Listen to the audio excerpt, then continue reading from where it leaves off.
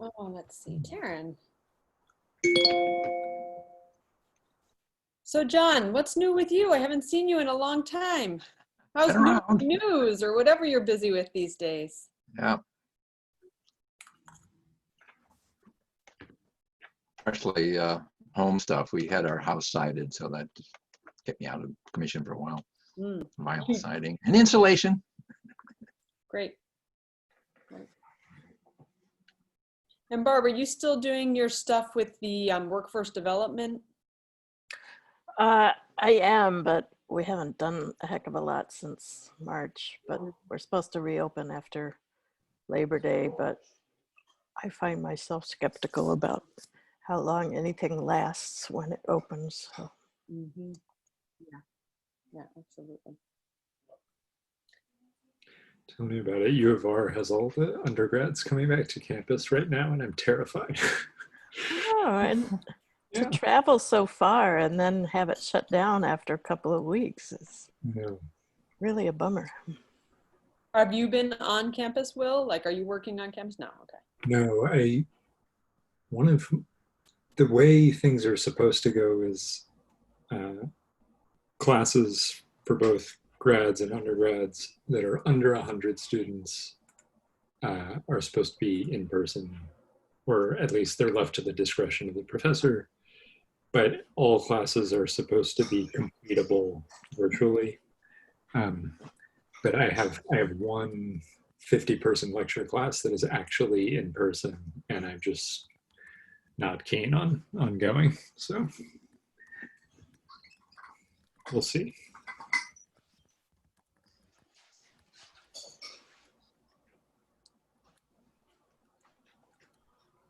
Kristen, how long do you think we should wait? Give people one more minute? Yeah, Wait for it. I think maybe one more minute because we're pretty tightly scheduled. We want to get everybody out of here on time. Welcome, Cecily. Welcome, Heather.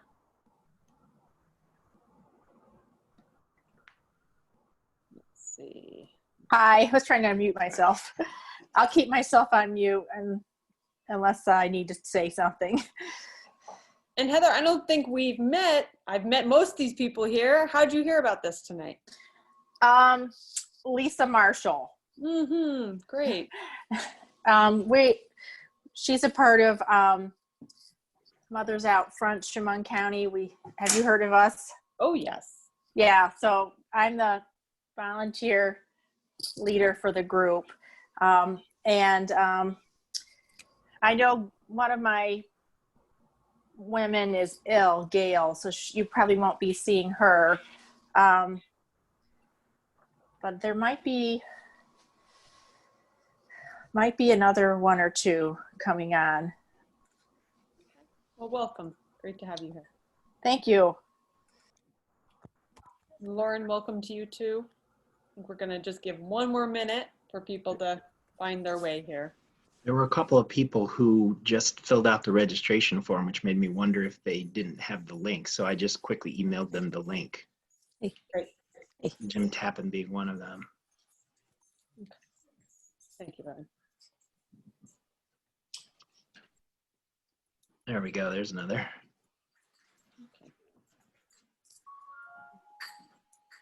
All right. I think here comes Elizabeth. That looks like a quorum to me. You can go for it. Are you saying hello, Kristen? Are you doing like the official welcome? Sure. No, go ahead. Welcome, everybody. That's my official welcome. So I want to express appreciation, everyone, for taking time to be here with us tonight. Kristen is really the one who knows stuff about the rate case. So she's going to walk us through this. It's such an important action opportunity, but not a tremendously easy one to navigate. So that's why we thought we'd have this little event tonight, and we do intend to make it, keep it pretty tight. So we got a lot of material that we're going to get through in a short amount of time. And so Kristen, take it away. Great. Thanks everybody for coming, spending your evening with us. If you all would be so kind as to put your name in the chat and if you're affiliated with an organization, that would be great. So we get a sense of who's here. So just to give you a brief overview of what we're going to do tonight, I'm also going to be giving an overview of the rate case. A few points about crafting an effective comment. We are going to take some action together, since even though we can't be together, to tell Governor Cuomo to end gas in New York. And then we're just going to do some quick how-to to show people how to register for the hearing and submit comments, because there are several steps in that. So just some, you know, Zoom reminders that we're probably all familiar with. If you can, it's great if you can use video so that we can see everybody's smiling faces. If you wouldn't mind muting when you're not speaking, so we, you know, can minimize background noise. I love questions, and there will probably be some, but in order to keep things moving, you know, we'll ask to save questions for designated time. So if you want to put something in the chat, Abby's going to help us with the chat, or you can use the raise hand function. Okay, so a rate case overview. What are we talking about here? How did we get here? You'll see, I like this picture on the right here to show sort of why it is RG&E is a monopoly. And this is a super oversimplified explanation, but what we have here is a picture of New York City in the late 1880s with just tons and tons of wires from all different types of utilities, right? By 1922, we had over 4,000 privately owned electric utilities, right? And I read something quite interesting. This setup here also made it quite interesting for competing companies to sabotage each other's infrastructure. And so we had to come up with a way to sort of provide this essential need. And so under federal and state law, we've granted utilities a monopoly franchise, right? And so in New York State, they are regulated, however. In New York State, it is regulated by the Public Service Commission. They have 3 to 7 commissioners who are appointed by the governor. So it is a political appointment. They oversee the Department of Public Service staff. So DPS, you might have heard of before. You might have also heard of them just referred to as staff, right? And their charge is to provide safe, reliable service at just and reasonable rates while upholding social and environmental goals of the state, right? So they should really be working in our public interest. So, as Abby alluded to, what is a rate case and why is it important to participate? Right? They only occur about every 3 years when a utility wants to raise or potentially lower your rates. It's typically raise, however. Right? They focus on the delivery of electricity and gas and the infrastructure associated with that. So in New York State, we've decoupled, meaning that the supply is not necessarily secured by the utility who's doing the delivery, right? So in rate cases, we're really focusing just on the delivery. And it determines a lot of different things associated with you know, rate design, which is how they decide how much they're going to charge us, including their return on equity, all of our infrastructure development, you know, our poles, our wires, and all these other spending needs that you never would think. We have to have a long, drawn out process discussing, like vegetation management, super important for reliability, spending on things like salaries and benefits, and the more mundane thing like trucks and computers, right? So in these cases, they have to rationalize every way that they're spending these ratepayer dollars. The reason why they're important and why we need to participate, it's one of the few opportunities, because they're a monopoly, to influence utility spending and their priorities, right? Unlike other businesses, we can't just walk with our feet, right? We can't just go find somebody else to distribute our energy needs, right? They're essential services that we rely on, right? And so it provides a relatively rare chance to shape our energy infrastructure and future.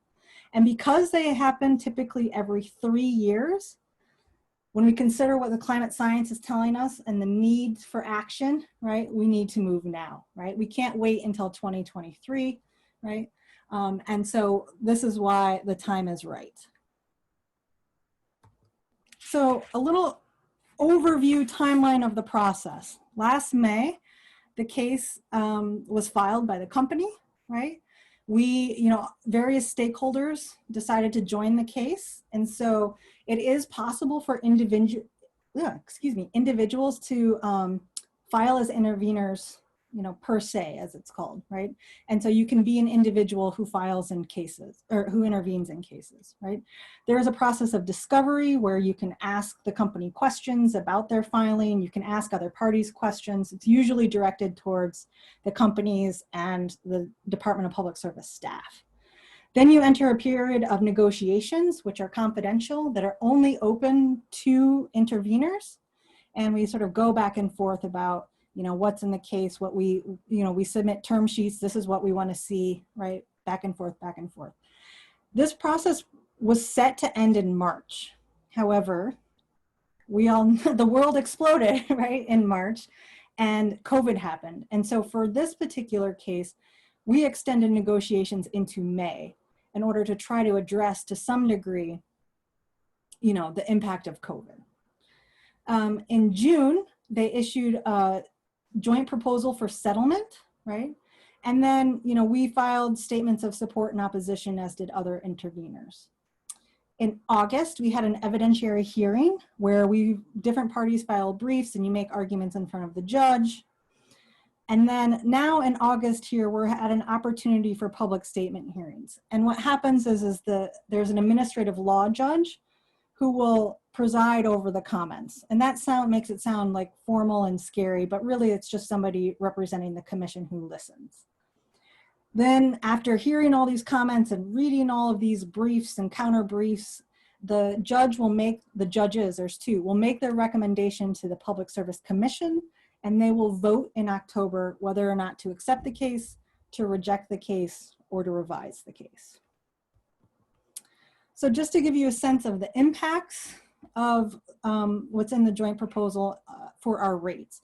And the reason I'm not showing gas is because there is negligible increase in gas. There's zero increase in gas rates for the first year, less than 1% for the second year, and a 1.3% increase for the third year, right? So that's why we're focusing on electric here. So for all of us in RG&E, right, the number we're using is 15.9%. It's really about how you want to interpret the numbers. You will see numbers in the media and from the company that is, this lower number, and that's about how we're counting the energy efficiency programs. Really, this is just a shell game. They're just switching money around on the bill, right? This is what probably most people are concerned about, is how much your bills are going to go up. And part of the COVID-19 provisions was to really try to minimize the increase in rates in the first year. So you'll see it's 37 cents per month. And this is all on your delivery portion of your bill, right? But the increases accumulate, right? It's kind of like compounded interest, right? Such that in rate year 3, right, if we add these all up and times it over 12, you'll be paying $100 more per year on the delivery portion of your bill, right? In NYSEG, right, the numbers are a lot higher. They're looking for an over 20% increase, right?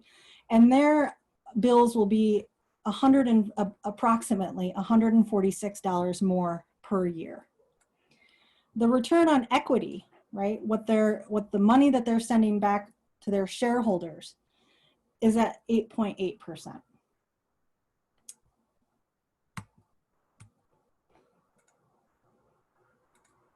Okay, so what happened? What did we do as interveners? The Rochester People's Climate Coalition signed on to the gas portions of the case. And so even though it makes no logical sense, they divide the businesses into the gas business and the electric business. So technically there's 4 cases: the NYSEG electric, the RG&E electric, the NYSEG gas, the RG&E gas. This just means 4 times the emails, right? Because in reality, they're basically the same things. But this allowed us to sign on to support the gas case, but to oppose the electric cases. And I just want to present a high-level overview of why it is we supported the gas and opposed the electric. And Abby, if you would put our website in the chat, we have some more detailed information on our website. The big win, as we saw it, was net zero growth in gas over the 3-year period of the rate period. Now, we considered this, and we have told them many times that we view this as the floor, not the ceiling, right? We would have liked to have seen them go farther. Settlement is a negotiations back and forth. This was a win in that it was significantly less than what they had in their original filing, right? Much better for the planet to get us at net zero growth. I'm particularly excited for the $750,000 for each company, so a total of $101.5 million for income-based heat pump incentive program for low to moderate income households here in Rochester and in NYSEG territory. We get that whole $750,000 here in Rochester, which we know that is going to go a long way to making that technology more accessible. It seems like a small thing, but the end to their gas is good marketing materials. If you've ever been on RG&E's website, you know they have quite the extensive marketing campaign about selling natural gas as a green fuel, and their oil to gas conversion incentives. And we also supported the cancellation of 2 proposed pipelines in NYSEG territory. There are some other, things like a lot of studies on how to transition the business away from gas, right? And things like geothermal district heating, which we're excited about. They're studies, however, right? We want to see them implementing those. Why we oppose the electric, right? And the no way. A rate increase during a global pandemic, we just believed is unconscionable, right? Particularly for a multi-million-dollar company who's getting an 8.8% return on equity, right? There is an increase in the fixed charge, which is it's called the customer charge you might see on your bill, that no matter how much energy you use, you get charged, it will go up to $22 a month. This disincentivizes energy conservation if you can't control that portion of your bill, right? It also disproportionately impacts low to moderate income households who use typically less energy, right? And so we oppose the fixed charge for that reason. We thought that they got their priorities wrong in terms of how they are going to spend ratepayer money, right? So this money is going to this return on equity. Just in the electric business alone, $8.5 million in variable compensation, which is, bonuses, incentives, right? And not on adequate grid modernization to accommodate renewables and to improve beneficial electrification. They also are spending on a program on smart meters. They have a proposal for $500 million on smart meters, which we just thought at this time is not really sort of the best use of ratepayer dollars, particularly during a global pandemic and when the grid needs so much work, right? And so the return on equity that they would get for that particular project is, roughly $40 million over the next, 10 to 20 years. But we have to pay for it all in the next 3 to 4 years, right? And we're like, okay, that doesn't make sense now in a global pandemic, right? So just to give you a sense of some of the other things that we opposed. Okay, so I'm gonna stop here and ask if anybody has any questions that hopefully Abby can read me. So you can type those in the chat. Although we are a small enough group, if you want to use the little raise hand function, or you can just look for your actual physical hand. I want to put it up. If anyone does have any questions, we will have more time for questions later.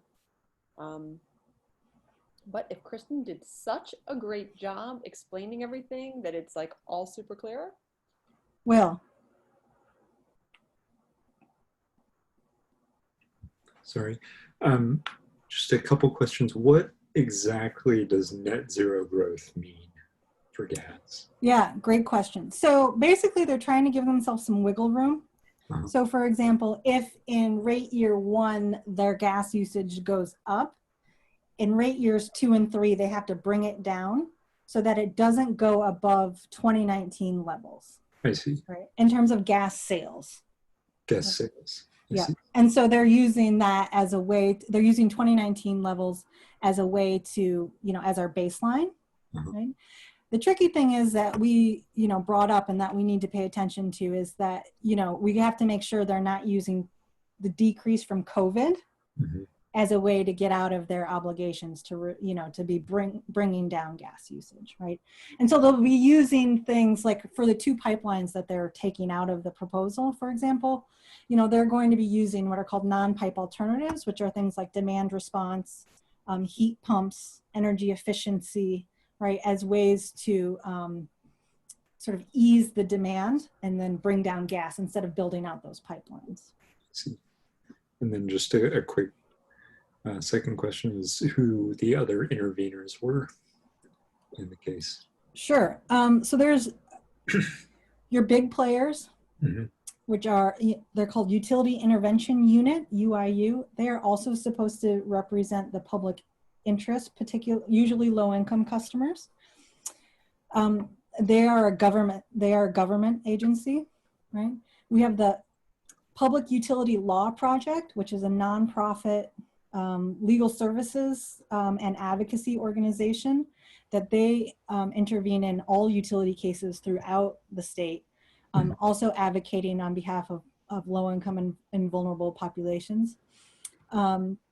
We have there's a group called Multiple Interveners, who is purposefully vague, that intervene in most utility cases, and they represent like the big, huge institutions who use a ton of electricity. And so we have come to learn that this means like U of R, for example, right? I think Wegmans is in there. I'm not going to use any other names until I know for sure, right? Politico did an investigation to figure out who multiple interveners actually represents. Big companies like Nucor Steel and Walmart, right? International Brotherhood of Electrical Workers. County governments, some county governments got involved, right? And then there was a small but mighty group of environmental organizations. We were the only one from RG&E territory. The rest were from NYSEG, but Fossil Free Tompkins, Concerned Citizens of Oneonta, some individual interveners who were like powerhouses. I don't know how they did it. And we were sort of the green sort of contingency there. AARP, another, they always intervene in rate cases. Another actually ally. Thanks, Kristen. Yeah. Kristen, we have a couple of other questions. Heather asks, is the variable compensation just for investors? No, so that's different than their stock option. That's different than the money that's going back to their shareholders. And their shareholders, just for clarification, this isn't like your neighbor has stock in RG&E and NYSEG. Their company is owned by all of their share and all their stock is owned by another company that's owned by another company, Avangrid, right? So it's not like, like it's included in your retirement, first of all. The variable compensation is for their high-level employees at the company, right? In terms of stock, the stock options, right? Just to give you a rough sense.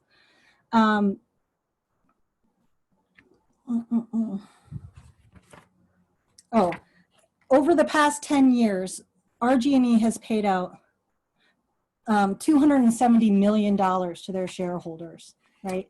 And NYSEG has paid out over $600 million to their shareholders. And so that's money leaving our communities, right, and going to their shareholders. And, we've been doing this for a long time, and we think, particularly at this stressful time and this time of need, that money should stay here in our community. Thanks, Kristen. One other question from Evan. He asks if we know how the $750,000 will be distributed for LMI customers in our region. great question, Evan. Not yet, but I have regular monthly meetings with RG&E, their heat pump person, and that was top on the agenda. I said, can we please be involved in that? And actually one of the other sort of smaller details of the negotiations that's in the proposal is that the utilities will work with their local heat smart communities, like Sustainable Homes Rochester, like our new Heat Smart Monroe campaign, to best facilitate the incentives. And so we're hoping that that will give us a little extra legitimacy in terms of being able to shape how that money gets rolled out. Great. Great. Show. Okay. So just some brief points about crafting an effective comment, right? And just by way of reference, you know, it's virtual. So the state is using their WebEx platform, which means we can hear other participants, but there's no video, okay?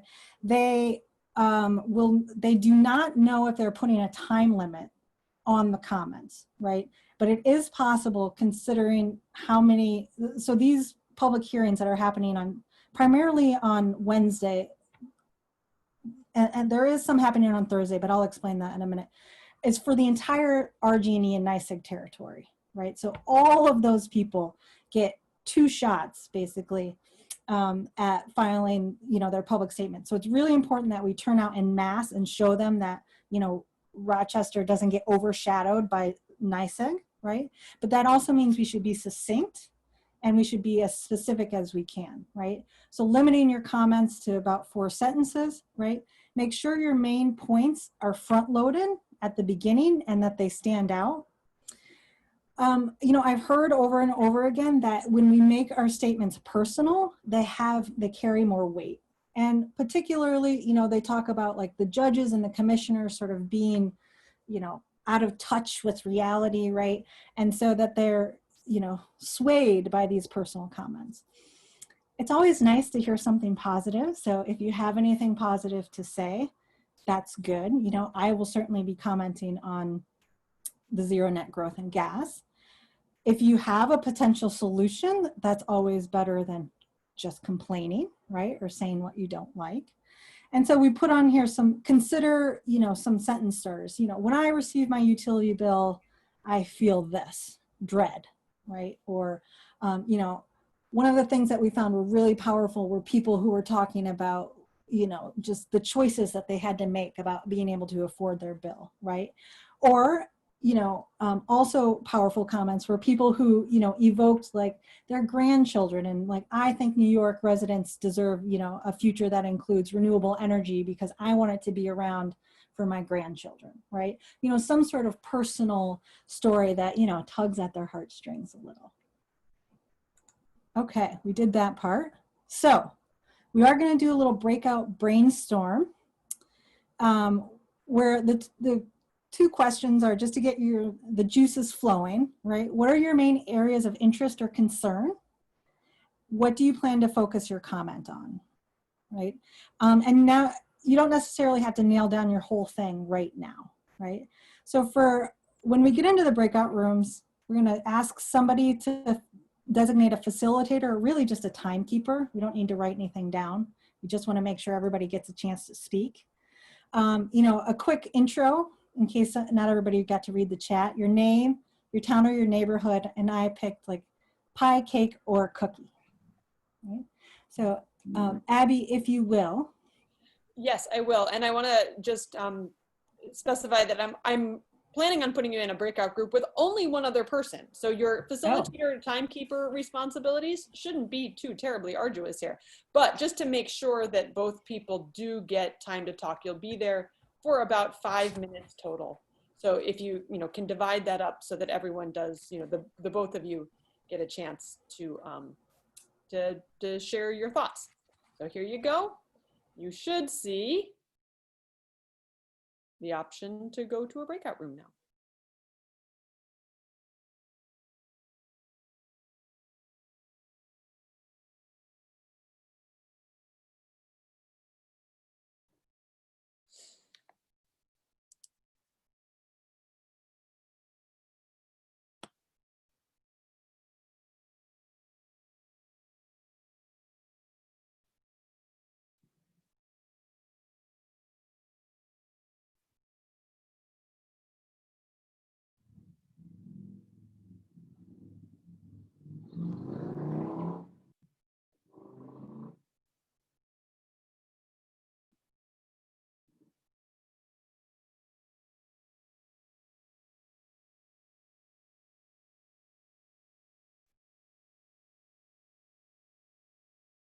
see. We weren't able to finish, but that's okay. 5 minutes is not much time. Were all three of you in a room together, or what was your, no, just two, right? Evan and I were together, and I believe Barbara and Cecil. Hey, Jenna, I didn't get to say hi to you earlier. Okay. I was listening out of my pocket before. Sorry. Andrea, did I accidentally cut you off there? Or you disappeared. I know. I don't know what happened. All of a sudden, it was just like, oh. You vanished. That's okay. Here we are. Yeah. I think everybody's back. Welcome back, everybody.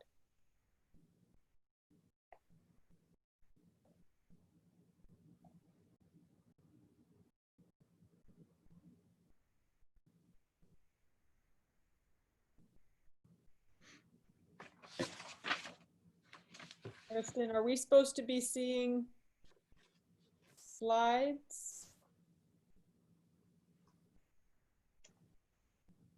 Kristen, where is she? I see her. She muted. Oh, there she is.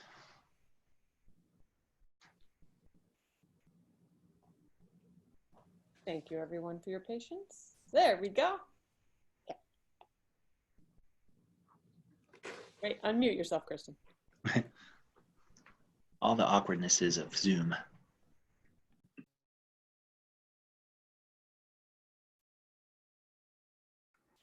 All right. Yep. Sorry, folks. This is what Evan was worried about. All right. Sorry. Questions? Anything come up? Yeah, I'm sorry, I should have raised my hand. One question came up in my talk with Jenna, which was just whether we deliver these statements in person or whether the delivery is virtual. We'll be doing it via computer. Yeah, okay. Yeah, yeah. And we're going to go through all of that. That said, Eastern Service Workers Association is trying to put together a real physical event in some outdoor location where, because, you know, there is a little something lost in this virtual setting of being in the room with everyone else, and, you know, people have their signs and stuff like that. When we know more about that, if it's really going to happen, we will certainly share information out. Thanks. Any other question? What? Heather asks, will we type our comment or say it out loud? At the public statement hearings, you will say it out loud. But I thought I had understood from Abby that also you could submit it by email or something. You can, and I will show you all the various ways you can do that. Okay. You do have the option to submit just written comments as well. And Elizabeth asks how much time they would have. They don't know yet if they're going to have a time limit because they don't know how many people have registered. Yeah. Yep. Okay. That's it. Go ahead. So we are going to take a minute and do something together now, right? So we are going to, if you're so inclined, though, I certainly would encourage you to get out your phone, right? We're going to call the governor right now. Here's his number. You don't have to wait for the person to talk. You can push 2 and push 1 and record your message, right? You could tell him anything that you think is important, but here are some suggested comments, right? Things are going good, keep going. We need more aggressive action. Amend the public service law to require utilities provide renewable thermal energy rather than gas to meet our energy needs. And building codes to prohibit gas in new construction. Just some possible ideas. Right? So if you want to go ahead.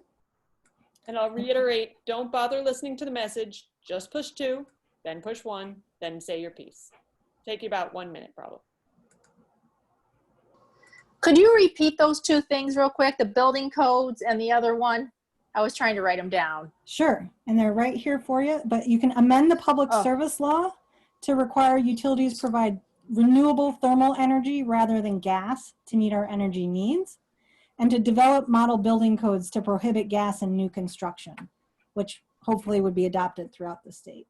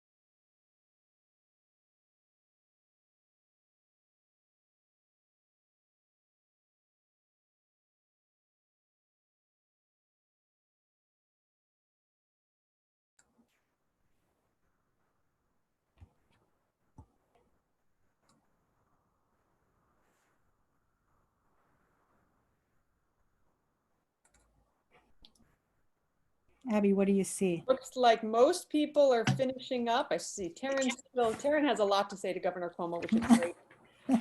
And just, you know, for those of you who are like, does this really do any good? I would just point to a recent success we had on this at a meeting we had, I think about 2 weeks ago. We all called the governor together to ask that he move along a contract from NYSEG that we were waiting for.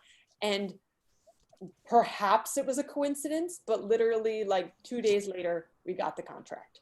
So it does seem to work when they, you know, the governor gets a bunch of phone calls about something. So really appreciate your support with that and effort on that.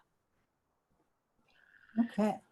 Abby, I'd like to say that's a really great idea that you gave us like 3 different things that we can talk about. So it doesn't like he gets the exact same thing from everybody who calls in at all the same time. I can't take any credit. It was Kristen. Kristen, good work. Thanks, Jim. So we have to register for the public statement hearings in order to participate, and you must register by 5 p.m. on the 24th, right? Here's the information on the public statement hearings. You can comment on any aspect of the case on Wednesday, August 26th at 1 or 6. For Thursday, August 27th, those are hearings to comment on walk-in office closures, of which there are 6, right, in both territories. There are 3 in Rochester, right? And so they're trying to set that time specifically for office closures. If you were to show up and talk about something else, I don't know if they can kick you off, but, you know, trying to respect the process there. So I'm going to show you how to register. All of this information is also on our website. And Abby, if you wouldn't mind putting the event information in the chat. Done. Awesome. So we're going to WebEx. Some of you may have used this platform before. We're going to click join. I'm going to chime in on one thing, Kristen. For those of you who are looking at the full screen of the Zoom call, you can escape out of that. So you can be kind of doing this as Kristen's talking you through, if that's easier. Yeah, thanks for the reminder, Abby. We are going to enter the meeting event in here. Abby, would you read me one number?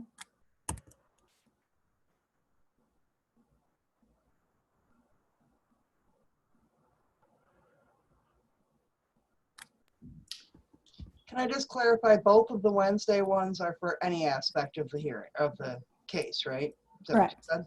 Yep. Abby, you're muted. Thanks, Will. 129-561-6203. That's for 1 o'clock on Wednesday. And for anyone who happens to be in there and wants the at 6 o'clock on Wednesday, it's 129-716-5524. So once you get in, you'll see this, right? The case name at the top. You'll see your time here. you click register, and then you fill in this form. Making sure you click, would you like to make a statement? Kristen, I'm going to stop you for 1 second. Elizabeth asks, will you be sharing these instructions? Evan clarified they are all on our website already, and the link is there in the chat. Correct. If you want to see it in that version, it's there.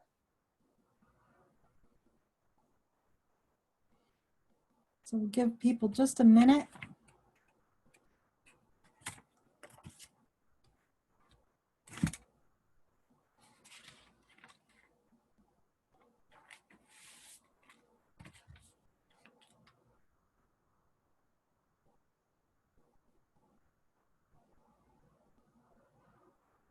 So again, if you want to participate in the public hearing, you need to be registered by, it's the 24th, right, Kristen? Correct.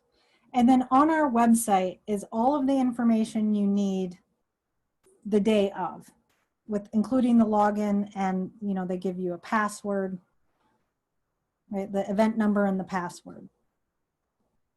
You can also participate by phone if you don't want to, if you don't want to be on your computer. That information is also on our website.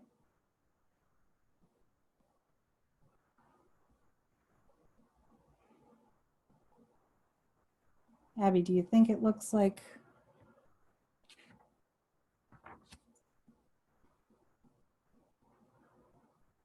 Taryn has an interesting question. Sure. She asks if she should register because she's not sure if she's allowed to comment because she lives in a different territory. She actually lives, I believe, in National Grid territory. Can she still comment on this case? I think you can. Yeah, I think you can. I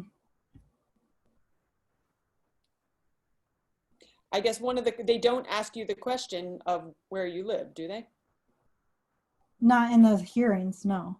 Well, there you go. Yeah.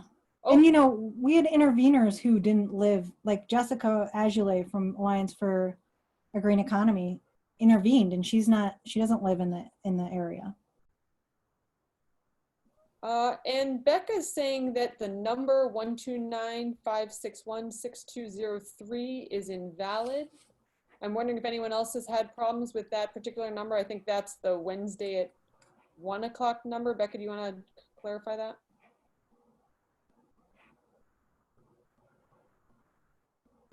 Right, that's the one I'm trying to get into. Is there no spaces? I did not enter any spaces. So did you get to the page, Becca, that says like register for NYSEG RG&E rate case, or you didn't get that far? No. Okay, I did get that far. So maybe it is the spaces or the issues. It is the issue. I can't remember if I entered them or not. Lauren asks, how will they know when it's their turn to speak? Good question. They have your registration. They'll have the list, and they will call you by name. And so the administrative law judge to encourage everybody log on at 1 or 6 and wait for your name to be called. And Emily says, just to confirm, we should answer yes to the question, would you like to make a statement at the hearing for the record? Please, yes. Thank you, Emily. I'm sorry, so the idea is we log in, you register a time to go, and then you just arrive on your computer at that link at that time and wait for possibly how long to be called on? That is a great question, Elizabeth, and an answer that I can't give you that answer. It could potentially be a while, like if we were going in person. So in other words, have a good book, or? Well, no, the question becomes scheduling, it's one thing to be able to log in and do something. So then the other option, instead of doing that, is to... that is a great transition to the next slide here, right? Alternative means for commenting. You can attend the public hearings. You can submit comments in several other ways, right? The DPS docket, which I'm about to show you, right? Through email. Abby, were you able, could you copy? the secretary's email. You can send in regular snail mail, and you can call by phone. I will just note that the phone comments, they don't transcribe verbatim. They just summarize all the phone comments that they get and put it in the docket. So if you want, you know, an accurate transcription, putting it in the docket or email or snail mail is the way to go. They will accept comments all the way through until when the Public Service Commission rules on the case in October, but the comments are requested by the end of this month. And I think that's, you know, to give the administrative law judges enough time to read the comments before they put forward their recommendation to the Public Service Commission. So I'm going to show you the how to submit to the it's called the docket. It's just a website, right? So it's dps.ny.gov, right? This is what it looks like. You will scroll down, and you'll see here the artificial division into electric and natural gas, right? The majority of comments have gone into the electric. If you are only going to comment on gas, you can put it into the gas case, right? If you're going to combine it, I think one is sufficient, right? Don't feel the need to put them in both, right? Click on the electric rate case.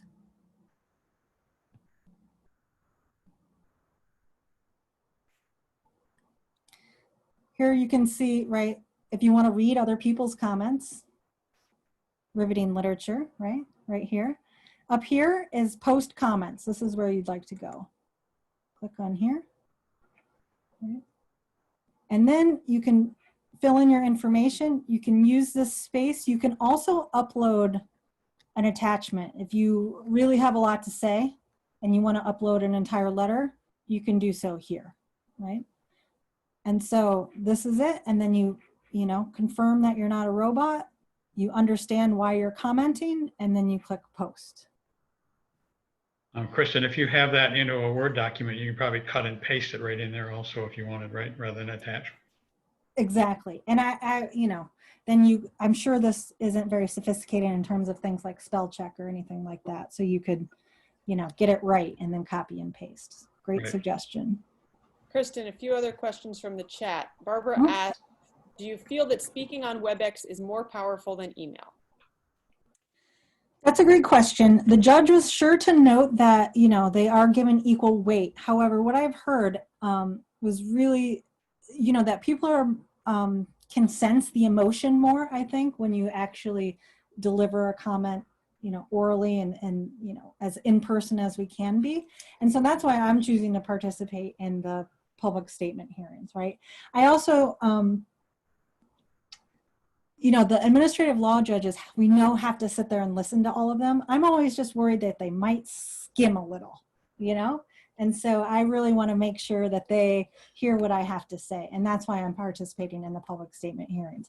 That being said, that he did indicate that they are supposed to get equal weight. So supposedly no skimming. Thank you. Becca is registered. Congratulations, Becca, and thank you for that. And she also mentions and just points out that we have to remember the issues with the mail system currently. So if you are mailing your comment in, don't dilly-dally. That's right. It's particularly snail right now. John asks, on WebEx, should we list a volunteer group as, quote, company? Yes, you can, if you want to affiliate with your organization, certainly. I think that's it for questions for right. Oh, nope. Emily says, can you submit multiple comments? Nobody's going to tell you no.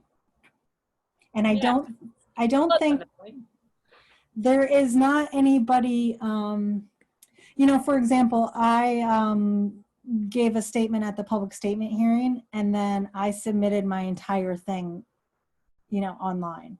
Like I uploaded it as well, just to make sure. They also will be transcribing the public statement hearings, and those will be in the public docket as well. And just to show you what, quickly it looks like here.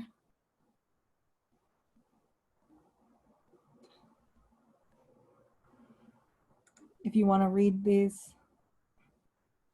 Oh, it's of course not going to show us because I want to look at it right now. There we go. Right. We can see, you can see everybody's comments who've put things in so far, right? So we're up to over 1,300 comments, right? Great. Yeah, it is great. Okay, so I'm happy to take more questions. That's all the content that we have today. I'm happy to answer questions. And Abby, do you want to give out our sticker? I'm working on it. It's uploading. Hopefully it'll upload quickly. But Oh. yeah, so we did, I mean, part of this is a lot of people don't know about rate cases, right? Like I was clueless up to about a year ago. So helping, through your comments, directly influencing the process, but also getting the word out in the community about what rate cases are is a primary goal of ours. We have had some good media attention recently. So, if there's an article, we're sharing that stuff on Facebook. If you can reshare, that would be really helpful. And this sticker, which gosh, I hope it hurries up and uploads, which I got to thank Evan for creating. Kind of, the same idea as when you vote and you're so proud because you have your thing that says you did it. The idea here is that if we all kind of put this on Facebook or, share in some other way, you just spread the word that this is happening and that the public can and should engage, that kind of social, I don't know what you call it, but peer pressure. We're going for peer pressure, people. So that is what that sticker is. Feel free to wear it with pride in whatever form makes sense for you.